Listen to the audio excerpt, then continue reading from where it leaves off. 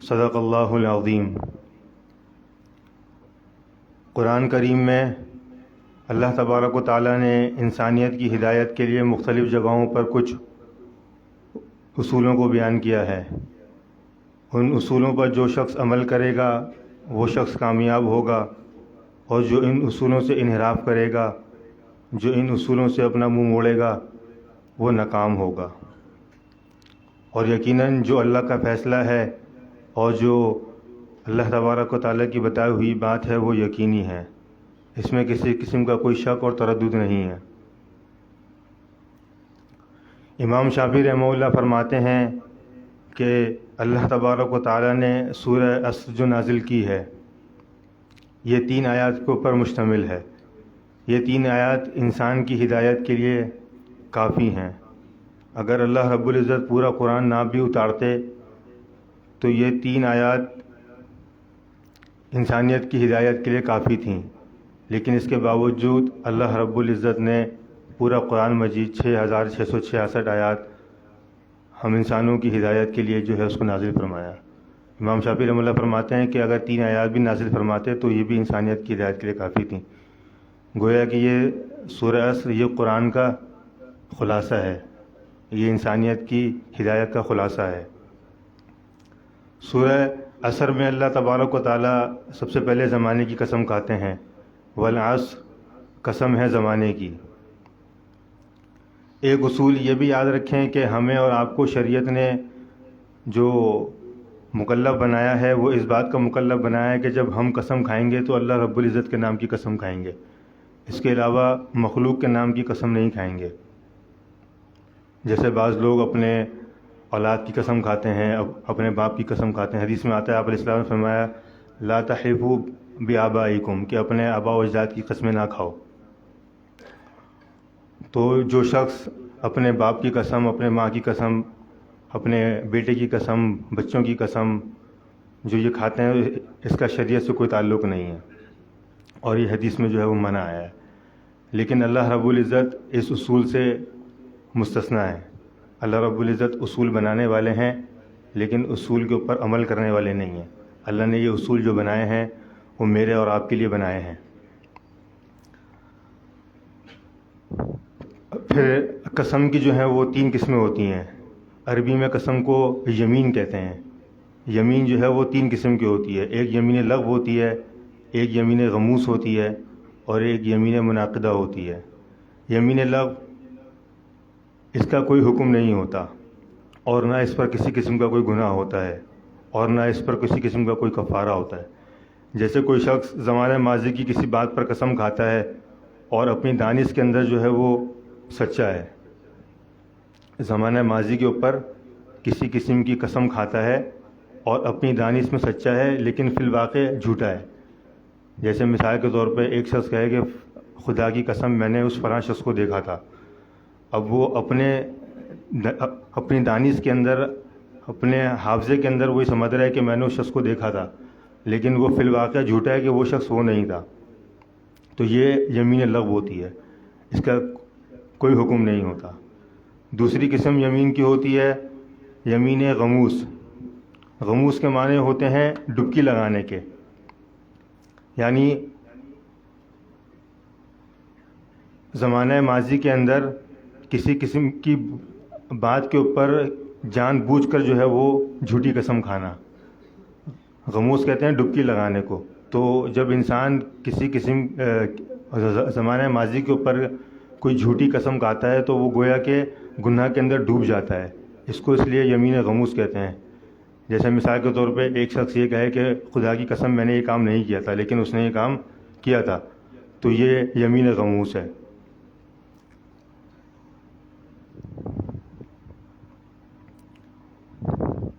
زمانہ مستقبل کے حوالے سے کسی کام کے کرنے یا نہ کرنے کی قسم کھانا کہ خدا کی قسم میں یہ کام کروں گا یا میں یہ کام نہیں کروں گا، یہ یمین منعقدہ ہوتی ہے۔ یہ قسم کی تیسری قسم ہے۔ یہ یمین اگر کوئی شخص کہے کہ خدا کی قسم میں یہ کام کروں گا تو اب اس کے اوپر وہ کام کرنا ضروری ہو جاتا ہے، اس کے برخلاف جائے گا تو پھر یہ یمین ٹوٹ جائے گی، اس کا پھر کفارہ دینا ہوگا۔ تو بہرکیف اللہ اور ہمیں شریعت نے جو ہے وہ اس بات کا مکلف بنایا ہے کہ میں اور آپ جب قسم کھائیں گے تو صرف اللہ کے نام کی قسم کھائیں گے، مخلوق کی قسم نہیں کھائیں گے۔ عربوں کا یہ طرز تکلم تھا، وہ بات بات پہ جو ہے اپنے باپ کی قسم، اپنے دادا کی قسم، اپنے آبا و اجداد کی قسم کھاتے تھے۔ رسول اللہ صلی اللہ علیہ وسلم نے جو ہے وہ اس سے منع فرمایا اور فرمایا کہ لا تحلفوا بآبائکم، اپنے آبا و اجداد کی قسموں کو نہ فرماؤ۔ پھر اللہ تبارک و تعالیٰ نے زمانے کی قسم کھا کر، والعصر قسم ہے زمانے کی،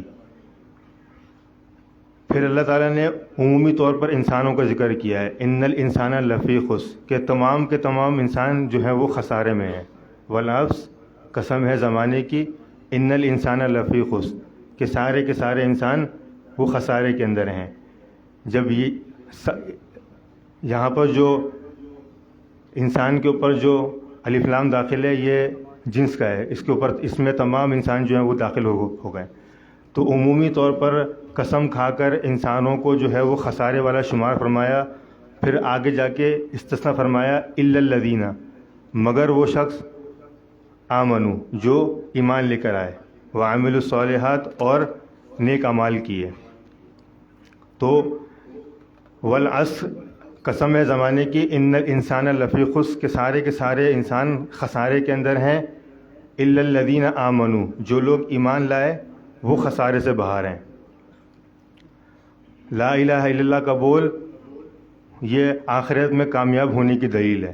جس کے پاس من قال لا الہ الا اللہ دخل الجنہ، رسول اللہ صلی اللہ علیہ وسلم نے فرمایا کہ جو شخص لا الہ الا اللہ بولے گا وہ ایک نہ ایک دن جنت میں ضرور جائے گا۔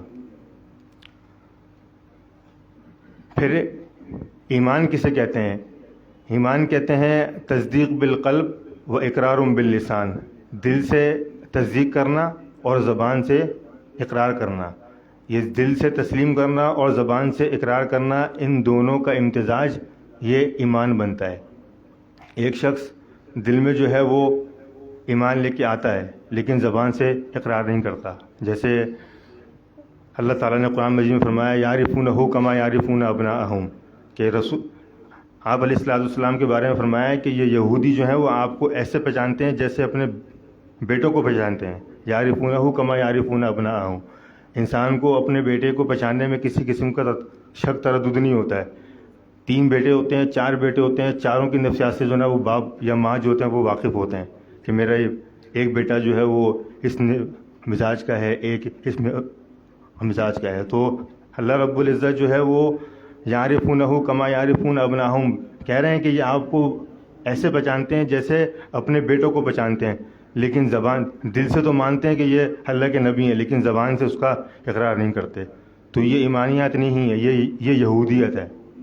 اس کے برخلاف زبان سے تو اقرار کرتے ہیں لیکن دل سے جو ہے وہ اس کا دل سے جو ہے وہ تصدیق نہیں ہے اس کی۔ جیسے رسول اللہ صلی اللہ علیہ وسلم کے زمانے میں جو منافقین تھے، زبان سے تو آپ علیہ الصلوۃ والسلام کے اوپر کلمہ پڑھ رہے ہیں، ہاتھ کے اوپر ایمان لے کے آ رہے ہیں، لیکن دل سے جو ہے وہ رسول اللہ صلی اللہ علیہ وسلم کو جو یا اسلام کو جو ہے وہ انہوں نے قبول نہیں کیا۔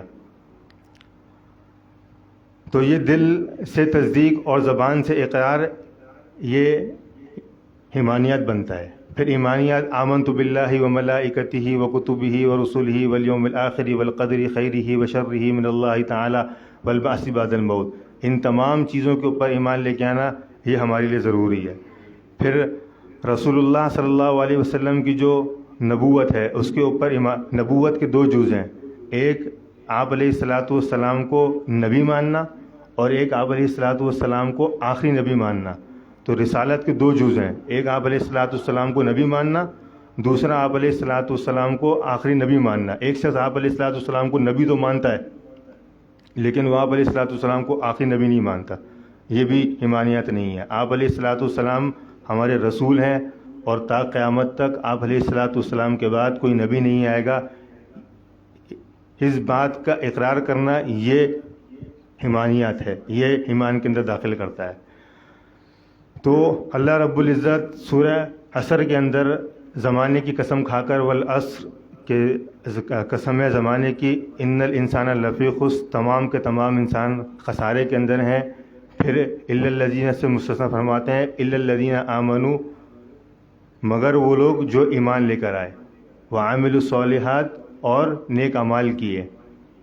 ایمان کے اوپر اکتفا نہیں ہے، اس کے بعد وعملوا الصالحات، جو نیک اعمال جو ہے وہ لے کر آئے. تو یہ نیک گویا کہ الا الذین آمنوا سے یہ داخلہ ہے، وعملوا الصالحات یہ کلاسز ہیں. جس طریقے سے اگر ایک یونیورسٹی میں ایڈمیشن لیا جائے تو وہاں پر صرف محض ایڈمیشن کی بنیاد پر ہمیں ڈگری ایوارڈ نہیں ہو جاتی ہے، بلکہ ہمیں کلاسز اٹینڈ کرنی پڑتی ہیں. تو الی الذین آمنوا، جو لوگ ایمان لے کر آئے، یہ داخلہ ہوا. وعملوا الصالحات، اور دخول جو ہے جنت کے اندر جو دخول ہوگا، جنت کے اندر جو مراتب ملیں گے وہ اعمال کی بنیاد پر ملیں گے. تو گویا کہ جنت کے اندر داخلہ ایمان کی بنیاد پر ہے، اور جنت کے جو مراتب ہیں وہ اعمال کی بنیاد پر ہیں. معراج کے موقع پر رسول اللہ صلی اللہ علیہ وسلم کی حضرت ابراہیم علیہ السلام سے ملاقات ہوئی تھی. تو انہوں نے کہا تھا کہ آپ میری امت کو، اپنی امت کو جا کے میرا سلام بولیے گا، اور ان کو بتائیے گا کہ جس جنت کی جو زمین ہے وہ قیعان، یہ چٹیل میدان ہے. یہاں کی جو باغات ہیں، یہاں کے جو درخت ہیں وہ سبحان اللہ، الحمدللہ، اللہ اکبر. تو ہمارے پاس جتنے یہاں پر دنیا کے اندر اذکار ہوں گے، اتنے ہمارے اعمال جو ہیں وہ، ہمارے جو مراتب ہیں وہ جنت کے اندر، ان کے اندر اضافہ ہوگا. پھر فرماتے ہیں ایمان ہو گیا، نیک اعمال ہو گئے. اس کے بعد فرمایا وتواصوا بالحق. یہ امت محمدی کا خاصہ ہے کہ اللہ نے صرف ہمیں اپنے اعمال کی فکر نہیں دی ہے، بلکہ اپنے اعمال کے ساتھ ساتھ دوسروں کے بھی اعمال کی فکر دی ہے. کیونکہ اب قیامت تک جو ہے وہ کسی نبی کو نہیں آنا. یہ ختم نبوت کا کام ہر مسلمان کے اوپر ضروری ہے کہ وہ خود بھی نیک اعمال کرے اور دوسروں کو بھی جو ہے وہ نیک اعمال کرائے. نیک بات کی تلقین کرنا اور برائی سے جو ہے نا وہ خود بھی روکنا اور دوسروں کو بھی روکنا. قوا انفسکم واہلیکم نارا. اللہ نے قرآن مجید میں فرمایا قوا انفسکم واہلیکم نارا، کہ خود بھی جہنم کی آنکھ سے بچو اور اپنے گھر والوں کو بھی جہنم کی آنکھ سے بچاؤ. یہ ہماری شریعت کی تعلیم ہے، رسول اللہ صلی اللہ علیہ وسلم کی ختم نبوت کا صدقہ ہے.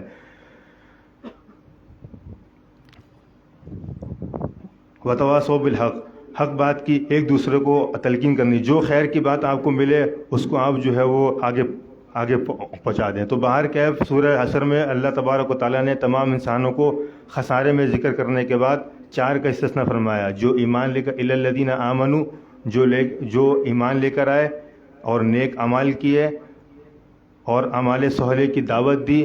پھر آخر میں فرماتے ہیں وتواصوا بالصبر، اور صبر کی جو ہے وہ تلقین کرتے ہیں. کیونکہ جب انسان دین کی دعوت دیتا ہے اور دین پر کام کرتا ہے تو اس کے اوپر مشکلات آتی ہیں. ان مشکلات پر صبر کرنا اور ان مشکلات کے اوپر جو تکالیف آ رہی ہیں ان کے اوپر صبر کے ساتھ جمنا ہوتا ہے. خاص طور پر جو جتنا دین کے قریب ہوتا ہے اس کو اتنی جو ہے وہ تکلیفات آتی ہیں. جو جتنا نبی کے قریب ہوگا اس کو اتنی تکلیف جو ہے وہ دنیا کے اندر آئے گی. تو یہ 4 چیزیں جس کے پاس ہوں گی وہ خسارے سے باہر ہے. نمبر 1 ایمان، نمبر 2 اعمال صالح، نمبر 3 اعمال صالح کی دعوت، اور چوتھا اس دعوت پر آنے والی تکالیف کے اوپر صبر کرنا. تو یہ 4 چیزیں اللہ رب العزت نے سورہ عصر کے اندر بیان فرمائی ہیں. امام شافعی رحمہ اللہ فرماتے ہیں کہ یہ سورہ عصر جو 3 آیات کے اوپر مشتمل ہے، اللہ رب العزت اگر یہ 3 آیات قرآن مجید کی صرف نازل فرماتے تو یہ پوری انسانیت کی ہدایت کے لیے کافی ہوتی ہیں. اللہ تبارک و تعالی ہمیں عمل کرنے کی توفیق عطا فرمائے. وآخر دعوانا الحمدللہ رب العالمین. دعا انشاءاللہ کل بابا کرائیں گے.